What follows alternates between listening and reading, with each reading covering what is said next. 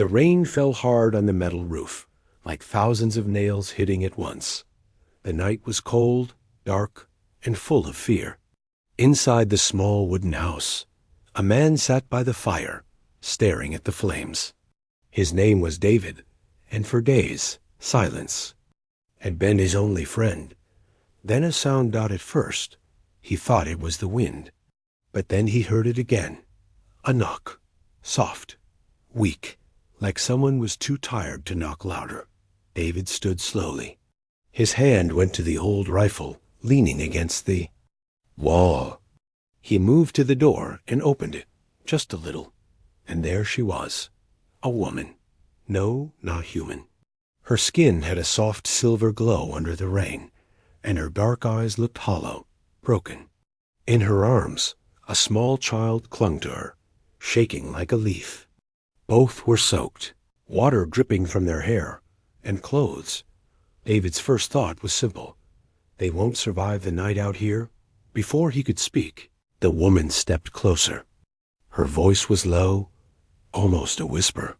"Please, just one night," she said. Her accent was strange, her words heavy, but he understood. She lifted her chin, forcing herself to meet his eyes. I can give you anything," she said, her voice trembling. "Just feed my daughter. She hasn't eaten in 3 days." David froze.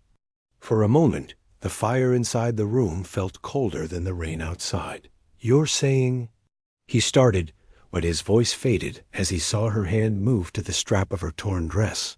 His jaw clenched. He stepped outside quickly, pulling the door wide so the rain hit his face. "Stop," he said, his tone sharp enough to cut the night. "Don't do that." Her hand shook in the air. Her eyes were wide, desperate, and full of shame. "Please," she whispered again, tears mixing with the rain. "Just one night. Take me. Do what you want. Just save her." The child small. Cough broke the silence. David looked down at the tiny girl clinging to her mother. Her skin was pale, her lips dry. Something inside him burned. Not anger, not desire, but something deeper. "Put your hand down," he said slowly. "You don't need to do that." Her eyes flickered with confusion. She didn't move. She didn't understand. Men never said no. Not when the offer was this. Not in a world like this.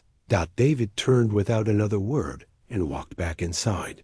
For a moment, she stood frozen in the rain, thinking he was leading her there, leaving her to die. Then she heard him. "Come in," he said. His voice was calm, but firm. "Bring the child." She stepped in, her body trembling. The warmth of the fire hit her skin like a shock. The small house smelled of smoke, old wood, and something cooking meat, real meat. Her stomach twisted in pain. David closed the door behind her and locked it. The sound of the lock made her heart jump. She thought, this is it. This is when he takes what he wants. But he just walked to the table and picked up a plate. He put food on it and set it down in front of her. "Feed her," he said simply. Her hands shook as she placed the child on the chair and gave her the food. The little girl grabbed it with tiny hands, biting fast like a starving animal. Tears rolled down the mother's cheeks. She hadn't seen her child eat like this in days. David watched quietly, arms crossed. His rifle leaned in the corner. He didn't look at her body. He didn't move close. He just stood there, like a wall of calm in her storm of fear. Finally, she whispered, voice breaking, "Why? Why are you doing this?" He didn't answer right away. He just looked at the child, then at her. "Because no one should have to beg for life," he said. Her heart felt heavy and light at the same time. Heavy because of shame. Light because maybe kindness wasn't dead after all. But still, fear stayed in her chest like a knife. What did he want? What price would come later? For now, there was only silence. broken by the sound of a child eating in the storm outside. And in that silence, a question burned inside her. Who is this man? And why does he scare her more with his kindness than with any cruelty she has? Known? Asterisk. The fire cracked softly. The storm outside hadn't stopped, but inside, the room was warm. The little girl sat close to the table, eating as if the world would end before the next bite. Her mother, she couldn't move. She just sat there, staring at the food, at the human man across the room. Her stomach ached, but her fear was stronger. David noticed. You should eat too, he said calmly. She shook her head, eyes downcast. I can't. It's for her. David didn't argue. He picked up another plate, filled it with food, and placed it in front of her. His hand stopped when she pulled back like he was holding fire. Eat, he said again, his voice firm but not harsh. She looked at him, really looked at him. His face wasn't cruel. His eyes didn't burn with hunger for her body. But that was what scared her the most. What did he want then? Slowly, she took a small bite. The taste made her throat tighten. Warm, real. She had forgotten what real food tasted like. For a while, the only sound was chewing and the storm outside. Then David spoke. What's your name? She hesitated. Names had power. Where she came. From names could be used to bind, to control. But she finally whispered, Lyra. And her? He asked, nodding at the child. Lyra brushed a strand of wet hair from the girl's forehead. Myra, she said softly. David nodded once and didn't ask more. He just went back to the fire, checking the pot. His calmness was strange, almost unnatural in a world where everyone wanted something. Lyra kept her eyes on him. Her thoughts were sharp, running fast. Why feed us? Why let us inside? What is his price? She had met humans before. Soldiers, traders, none were kind without reason. And when they gave something, they always wanted more than they took. Always. When the plates were empty, Mira yawned, small and fragile. Lyra stood, ready to take her outside and find another corner in the cold. But then David spoke without looking. At them, you can stay here, for tonight. Her breath caught. Stay? Here? Inside a locked room with a human man? Fear crawled up her spine like cold fingers. Her voice cracked. I told you. I can give you anything if David turned, his eyes sharp. Stop, he said, louder than before. Don't ever say that again. The air between them went still. She froze, her words dying in her throat. He stared at her for a moment, then spoke slower. I'm not that kind of man, and I'm not taking anything from you. She blinked, confused. Her mind couldn't understand a world where this was true. Then, why? She whispered. He didn't answer right away. He walked to a small shelf, pulled out a blanket, and held it out to her.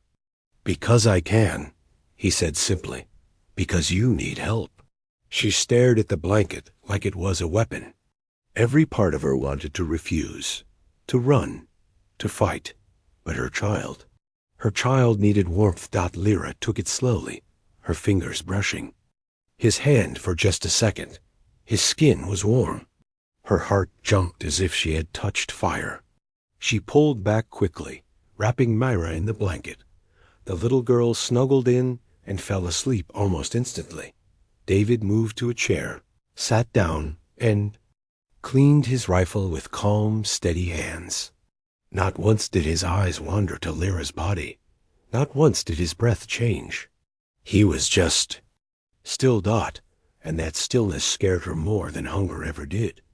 Because now, the question burned deeper. What kind of man helps without wanting something in return? She sat on the floor, back against the wall, eyes never leaving him. The storm howled. Outside, but inside the small house, another storm was growing, one made of fear, hope, and something Lyra had not felt in years. Doubt. Was kindness real? Or was this the calm before the worst night of her life? The storm finally began to fade by morning. Thin light crept through the cracks of the wooden walls, painting the small room in shades of gray. The fire had died down to glowing embers, and smoke curled lazily in the air. David opened his eyes first. Years of living alone had taught him to wake at the faintest sound, but this time the sound wasn't danger, it was breathing. Soft, uneven. He turned his head slightly. They were still there. Lyra sat against the far wall, her arms around the small child who slept in her lap.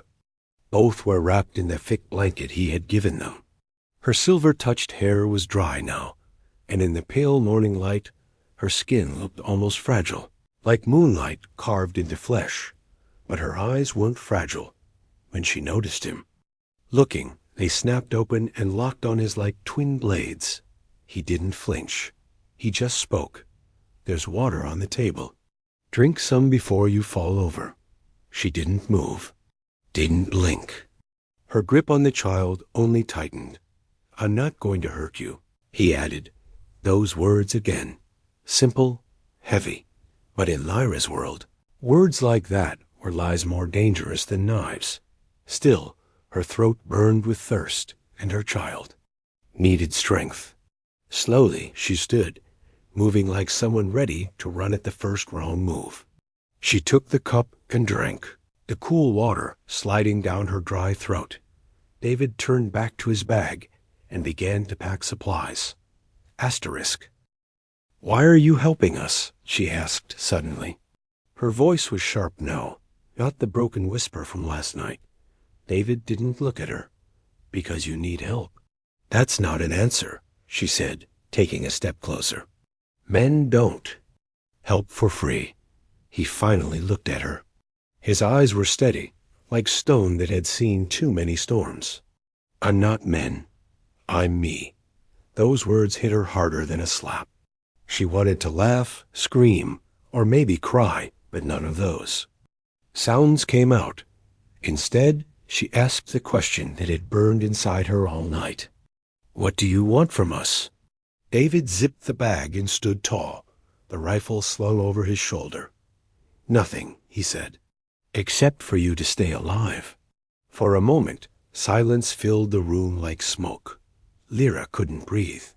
In her life, kindness had always been a trap, a chain, a price waiting in the dark. But here was this man, calm, quiet, and dangerous in a way she couldn't name. Because if he wasn't lying, if he truly wanted nothing, then he was something her world didn't have any more. Something she didn't understand. And fear of the unknown was worse than fear of cruelty. Before she could speak again, Mira stirred in her arms. The little girl blinked up, her small voice breaking the silence. "Is it morning, Mama?" "Yes," Lyra whispered, pressing a kiss to her daughter's hair. David's voice broke in, steady and practical. "You should both eat." He put more food on the table. Lyra hesitated again. It felt wrong to take so much without giving something back. She hated the way her stomach ached for that food, while her pride screamed to refuse it.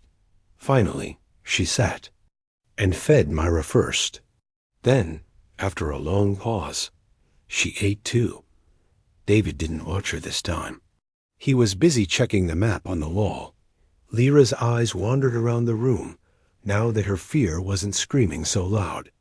Weapons hung neatly on the walls. A few shelves held old books, tools, and strange human trinkets. There was a locked steel case in the corner, big enough to hide something dangerous. Her heart thudded. Who was this man? A soldier? A killer? Then, her eyes landed on something small but sharp, a picture frame on the shelf. It held the image of a woman and a boy, both smiling. Lyra looked at David, her voice soft for the first time. "They were yours?" His shoulders tensed, just for a second. Then he nodded without looking back. "They're gone." The weight in his tone made her chest tighten, but she didn't ask more. She knew loss. 2 well-minutes passed in heavy silence. Then, suddenly, a loud bang shattered the calm out the door. Someone or something was outside. David's hand went to his rifle. Instantly, he moved to the door, silent as a shadow, and motioned for Lyra to stay down. Her heart slammed in her chest as she crouched over Myra. Fear flooded. Her veins like ice water. Outside, voices rose. Harsh. Angry. Not human. Lyra's breath caught as she recognized the language. Her people. But these weren't rescuers. These were hunters. They had found her. And if they came inside, they would kill David for helping her dot her I's, locked on the man by the door. His face was calm, but his jaw was steel. His finger rested on the trigger dot, and for the first time since the war began, Lyra prayed not for herself, not for her child, but for the human who had given them shelter. Asterisk, the knock came again, louder this time. Not a request. A command. Lyra's heart pounded as Mira clung to her, small fingers digging into her mother's arm. Outside, the voices grew sharper, words slashing through the cold morning air like knives. She knew that language too well. They weren't here to save her. They were here to punish her. David didn't move fast. He didn't panic. He stood still as stone by the door, listening. His rifle was ready, finger resting near the trigger, calm as if danger was just another chore. Stay down, he whispered without looking at her. Lyra pressed her child closer, her breath trembling. She hated how helpless she felt. If they came in, she couldn't fight. She had no weapon, no strength. And if David died protecting them, it would be her fault. Outside, a deep voice boomed in broken English. "Human, open door. We talk." David's jaw tightened. His voice was low when he spoke to Lyra. "They want you." She nodded, throat tight. "They'll kill us both if you open that door." He didn't answer. Instead, he stepped to the window and pulled the curtain just enough to see. His eyes narrowed. 2 figures. Big, armor glowing faint blue. Not soldiers from his world, but killers from hers. About another bang shook the door. "Last chance!" A voice roared. David turned, walking back to Lyra. He crouched down so his eyes met hers. For the first time, she saw something behind his calm, something sharp and burning. "If they come in," he said, "I'll handle it. But you do exactly what I say." Her lips parted. "Why? Why are you doing this?" His answer came like steel on stone. "Because no one else will." Before she could speak, the wood around the lock cracked. A door shuddered under a heavy kick. Mira whimpered and buried her face in Lyra's chest. David moved fast now. Smooth. Precise. He flipped the table to the side, creating cover. Then he took position behind it, rifle aimed at the door. Lyra's pulse hammered in her ears. She crawled to the far corner, holding Mira tight, praying for something, anything to stop this. The door burst inward with a crash. Splinters flew. 2 alien figures stormed in, taller than any man, their weapons humming with blue energy. The first one saw David and raised his weapon, but David was faster. His rifle roared, fire spitting from the barrel. The alien staggered, chest plate cracking, then dropped like a broken pillar. The second one roared in fury, swinging his weapon toward David. A beam of blue light sliced through the air, missing by inches. Heat burned the wooden wall. David rolled, fired again 2 shots, clean and brutal. The alien fell hard, its weapon clattering to the floor. Silence slammed into the room like a hammer. The smell of smoke and blood filled the air. The only sound was Myra's quiet sob against her mother's shoulder. David stood slowly, breathing steady, rifle still ready. He looked at Lyra. You. All right? She stared at him like he was something unreal.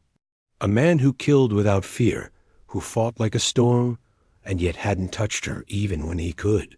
You. You saved us, she whispered. He walked to the door, checking outside. They weren't scouts, he said grimly. If they're here, more are coming. Lyra's stomach turned cold. More? How many? Her people didn't forgive traitors. And in their eyes, she was worse than a traitor. She was a mother who begged a human for help. She looked at David, voice trembling. You should let us go. If they find us here, they'll kill you too. David shut the door and slid the bolt into place. His eyes met hers, hard and unyielding. Not happening. Why? She cried, louder now. Why risk your life for us? You don't even know. You? His jaw clenched. For a long moment, he said nothing. Then he spoke, voice low, rough as gravel. Because once, someone begged me to save them. And I didn't. I won't make that mistake again. Lyra froze. The weight in his tone crushed her chest. Who had... He lost? What had broken this man so badly that saving strangers was his only way to breathe again? Before she could ask, he moved to the corner and pulled out the steel case. Inside was more ammunition, more weapons, evidence that this man wasn't just surviving. He was prepared for war. He started loading bullets, his movements fast, and... Sure, pack your things, he said. You're not safe here anymore. Lyra stared, her mind spinning. Where would they go? How could they outrun hunters? And why did this human, this stranger, feel more like hope than anyone she had ever known? She looked down at Myra sleeping in her arms, then back at the man preparing for battle. For the first time in years, fear and trust fought inside her heart, and trust was winning. But outside, in the shadows of the storm, more footsteps were coming. Asterisk, the wind outside screamed like a dying beast as David threw the last of his supplies into a worn black bag. His movements were sharp, fast, like a soldier on a countdown. Lyra stood frozen near the corner, clutching Mira close. Her heart hammered so hard she could hear it. The smell of blood still lingered in the air from the 2 dead hunters lying outside. She had seen death before, too much of it, but never like this. Never so quiet. David broke that silence with a calm voice that felt like stone against her panic. Put this on her, he said, tossing a small jacket toward Lyra without. Looking back, she caught it with shaky hands. Her voice came out low and raw. Why are you doing this? He didn't answer immediately. His focus stayed on loading the last rifle magazine. The click of bullets was louder than her breathing. Finally, he spoke without turning. Because you need it. The words were simple, but they hit her like a knife in the ribs. Because in her world, kindness was a currency that always had a cost. No man gave without taking. No one helped without a price. And that price, she thought she had already offered it last night, yet her throat tightened as guilt burned through her chest. She had offered herself like some broken thing. She had lowered her eyes and said the words she swore she never would. Take me. And what had he done? He had refused. That refusal hurt more than any hunger she had ever known. Because now she didn't understand him. She wrapped Mira in the jacket and whispered, Stay quiet, my star.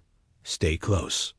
David slung the rifle across his back and looked at her finally.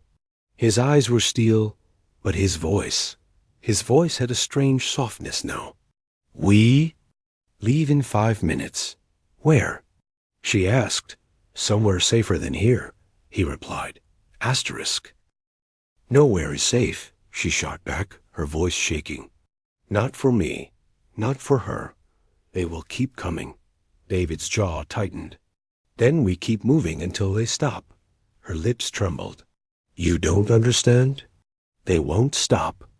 My people, they think I betrayed them, that I gave myself to you. The words tasted like ash, but she forced them out. Maybe if she reminded him, if she made him angry, he would see the truth and push her away. Maybe then she could stop, feeling this strange weight in her chest. But David didn't flinch, didn't even blink. His reply was steady as the earth. They can think whatever they want. You're leaving with me. Her throat closed. Why? He looked at her now, really looked. His voice dropped low, each word slow like something carved in stone. Because no one deserves to be hunted for trying to keep their child alive. The room tilted around her. Those words burned hotter than fire. She wanted to scream, to cry, to run, because the kindness in them hurt worse than cruelty. She had lived her whole life knowing the rules. Give something, get something. No one gives without taking. No one saves without owning. But this man, this human, was breaking every rule she had ever believed in. And that terrified her more than death. The sound of Mira's small voice pulled her back. Mama, are we going home? Lyra's lips shook as she kissed her child's forehead. Yes, my star, somewhere safe. David stepped closer, his shadow falling over both of them. Lyra's breath caught. He reached out slowly, like someone taming a wild creature, and touched Myra's tiny shoulder. Just a touch. Light as air dot, his voice softened, a sound she didn't think his mouth could make. I'll keep her safe, both of you. Lyra's chest ached so hard it felt like breaking. She wanted to scream at him, to say, stop saying things like that. Stop making me believe something that doesn't exist. But before any word could leave her lips, the world outside answered for her. A sound, low at first, then rising a metallic hum that vibrated through the floorboards. David's head snapped up. He moved to the window, rifle ready. When he looked back, his face was a mask of stone, but his voice cut like ice. They've brought a transport. We need to move. Now, Lyra's blood ran cold.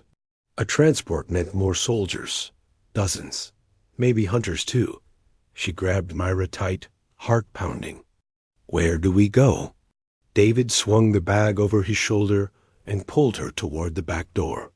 There's a path through the forest, he said. They won't track us easy there. And if they do? He glanced at her, eyes dark and sharp. As a blade. Then I'll make sure they regret it. The way he said it. Calm, certain. It sent a shiver down her spine dot as they stepped into the icy wind. Lyra looked back at the small house, the place where fear had led her, where shame had broken her, and where, for the first time in years, a spark of something dangerous flickered. Inside her got hope, but hope was fragile. And behind them, the metallic hum grew louder. The hunt wasn't over. It was just beginning. Asterisk, the cold hit like a blade the moment they stepped out the back door. The wind tore through the trees, carrying the metallic hum of machines in the distance. Lyra's arms tightened around Mira, shielding her small body from the icy air. The child shivered against her chest, her tiny breath hot on Lyra's skin. David didn't hesitate. He moved like a shadow through the trees, his steps silent, precise. He didn't need to look back. He knew she would follow. He knew she had no choice. Lyra tried to keep up, her legs weak, her heart hammering. Every branch that snapped underfoot sounded like a scream in the quiet forest. Her mind spun with terror and questions. How far can we run? How long before they catch us? And why is he doing this?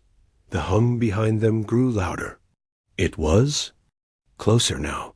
Faster, David said, his voice low but sharp. He stopped just long enough to pull her forward, his hand firm around her wrist before letting go. Branches whipped her face as they pushed deeper into the forest. The sky above was a dull gray, thick clouds hiding the sun. Every shadow looked like an enemy.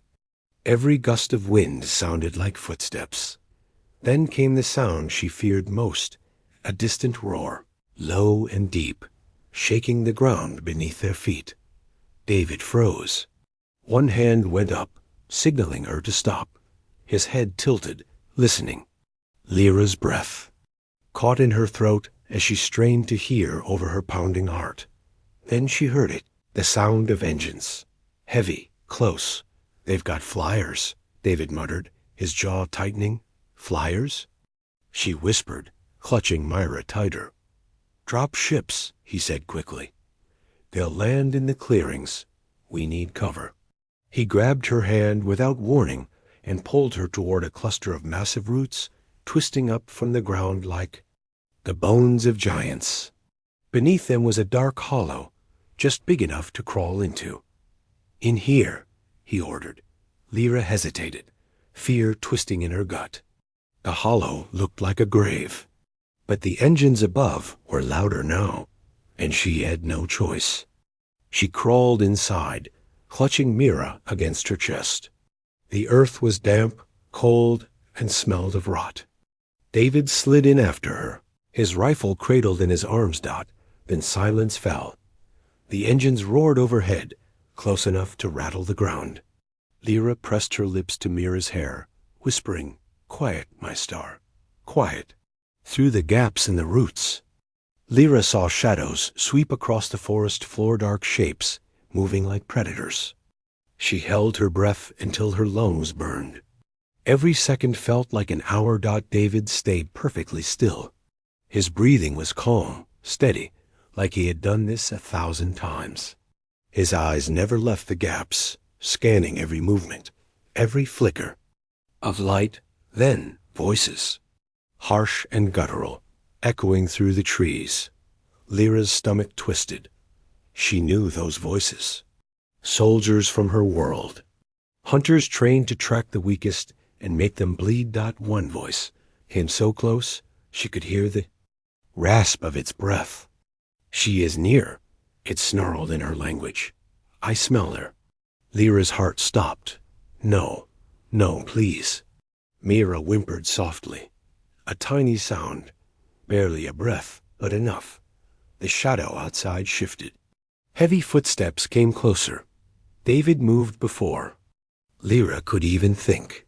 His hand covered Myra's mouth gently, his other hand sliding to his knife. His eyes locked on Lyra's. A silent command. "Don't move." The footsteps stopped right outside the hollow. The hunter's voice was a low growl now. "Human scent," it hissed. "And her. She is here." The knife in David's hand gleamed, like a fang in the dim light. His body was a coil of steel, ready to strike. Lyra's pulse thundered so loud she thought they would hear it. Then, after a long, choking silence, the footsteps moved away. Voices faded into the distance, swallowed by the forest. Minutes passed, maybe hours. Then David exhaled slowly, pulling his hand back from Myra's face. "They'll circle around," he said in a whisper. "We move now." Lyra crawled out of the hollow on shaking limbs, clutching Mira like a lifeline. David climbed out after her, his rifle ready, his eyes sharp. The forest seemed endless. Every tree was a shadow, every rustle a threat. But David moved like the ground belonged to him, silent and sure. Lyra followed, her trust in him growing with every step, even as fear gnawed at her soul. After what felt like forever, the sound of water reached her ears. A river, wide and dark, cutting through the forest like a silver blade. David stopped at the edge and dropped his bag. "We cross," he said. Lyra stared at the rushing water, her stomach twisting.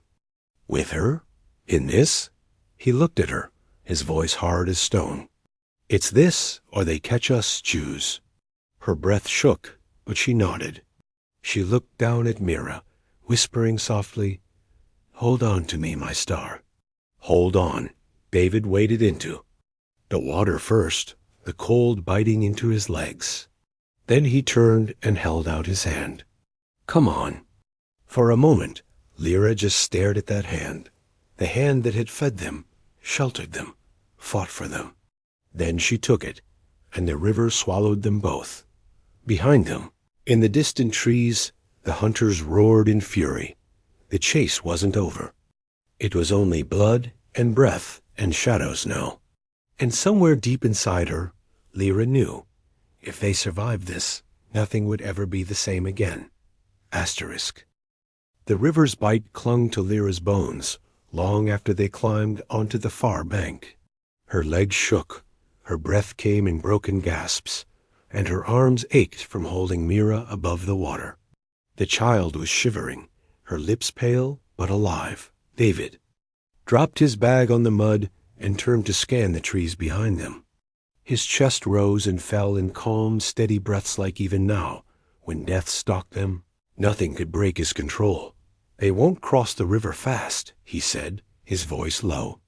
"But they will cross." Lyra hugged Mira tighter, teeth chattering as cold fear gripped her spine. "We can't keep running," she whispered. "Not forever." David's jaw tightened. He didn't answer right away. His eyes stayed on the forest, scanning for movement, for shadows. Then he looked at her, his voice like iron wrapped in calm. "We won't run forever."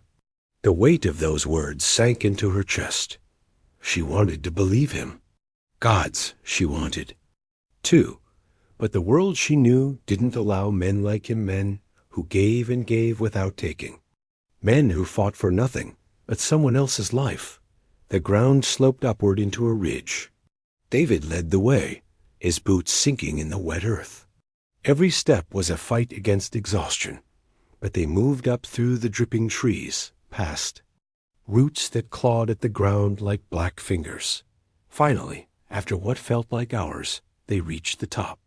And there it was a hollow space under a rocky overhang, hidden by twisted vines and moss. A shelter.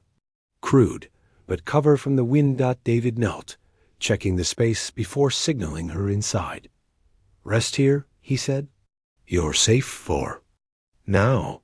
Safe. The word felt like a lie, but it was all she had left. Lyra crawled inside and lowered Myra onto the driest patch of earth she could find. The child's small body trembled, so she stripped off her soaked clothes and wrapped her in the blanket David had carried through the storm. Myra's eyelids fluttered, then closed. Sleep claimed her like a gentle thief. Lyra's heart cracked at the sight. Her child breathing, warm, alive. All because of him. She looked up. David was at the entrance, sitting with his back against the stone, rifle across his lap. His silhouette was cut from shadow and steel. Water dripped from his hair onto his shoulders, but he didn't seem to notice. His eyes scanned the dark forest below, sharp and unyielding. For a long time, neither spoke. Only the wind moved, whispering through the trees like old ghosts. Finally, Lyra broke the silence. "Why?" Her voice was soft, but the word held all the storms inside her. "Why do you keep saving us? You could have left me at the door." "You?" "Could have left me when they came." David didn't turn. His gaze stayed on the shadows beyond. His voice came slow, like stone grinding on stone. "Because someone once begged me for help, and I didn't give it, not in time." Lyra's breath caught. She stared at his back, waiting for more. "She was my sister," he said quietly. "And her boy. I thought I had time to save them. I was wrong." The words hung heavy in the cold air. Not shouted, not bitter, just truth carved from scars. Lyra's throat burned. She lowered her eyes, her chest tight. "And now, you carry us instead," she whispered. David didn't answer. But after a long moment, he turned his head, just enough for her to see his eyes in the dim light. Eyes that held no hunger, no cruelty, only something rarer than stars in her broken sky. Resolve. "You don't owe me your body," he said. "You don't owe me anything. Just live, that's all." Her breath shattered inside her lungs. Those words struck harder than any blow, because she had spent her whole life believing survival had a price. And now, this man had burned that belief to ashes. She looked down at Myra sleeping peacefully, her tiny chest rising and falling, and for the first time in years, Lyra felt something dangerous bloom inside her. Hope. But hope was fragile, and the hunt wasn't over. Lyra's voice was barely a whisper when she asked, "What happens when they find us?" David checked his rifle, sliding a fresh magazine in with a click. That sounded like thunder in the quiet. Then he looked at her fully, his gaze steady and cold as the steel in his hands. "Then," he said, "I make sure none of them ever take you from me." Her breath froze. The words weren't a threat, they were a promise. And in that promise, something inside her broke, and something else began to grow. Not fear, not shame. Trust. She lowered her head to hide the tears that burned her eyes. For the first time, she wasn't crying from despair. She was crying because, in this frozen world, a man with calloused hands and a heart full of old wounds had given her something more powerful than survival. A home, not a house of wood and stone, but a place inside his promise. A place where her child could breathe without fear. A place where she could exist without chains. She didn't know if that home would last a day, a month, or a lifetime.